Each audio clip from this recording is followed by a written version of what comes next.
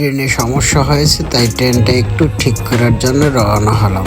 বুঝতে পারছেন? Hello everyone, আসসালামু আলাইকুম। আজকে সকাল সকাল ট্রেনের শব্দে ঘুম ভেঙে গেল, তো সরাসরি ঘুমটা ভাঙার পরই চলে আসলাম ট্রেনের রাস্তায়। আমার বাসা থেকে খুব কাছে ট্রেনের রাস্তা, আমার সময় পায়ে হেঁটে আসলো হয়তো বা 2 থেকে 3 মিনিট বা 4 মিনিট লাগে।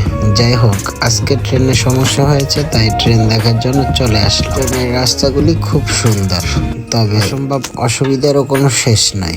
সকালে ট্রেন দেখে আমার ছোট্টবেলার সেই কবিতাটার কথা মনে পড়ে গেল। শামসুর রহমান।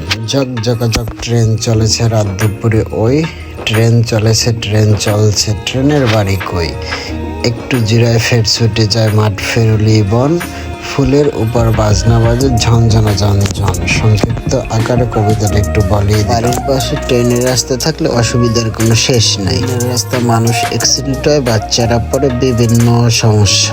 ওরকম কোনো সমস্যা হয় নাই, হঠাৎ করে ট্রেনের ইঞ্জিনের সমস্যা হয়েছিল, তাই ট্রেনটা এখানে চলে হয় থেকে খুব কাছে, তাই সকাল সকাল চলে আসলাম দেখার জন্য। সে দেখলাম আলহামদুলিল্লাহ সব ঠিক আছে, তবে একটা ইঞ্জিনের সমস্যা। মানুষ তেমন কোনো ভোগান্তিতে পড়ে নাই। ইঞ্জিন দিয়ে মোটামুটি সুন্দরভাবে চালিয়ে স্টেশন পর্যন্ত চলে যেতে। ট্রেনের ভিডিওটা আপলোড করলাম, কিরকম লাগছে কমেন্টে জানান।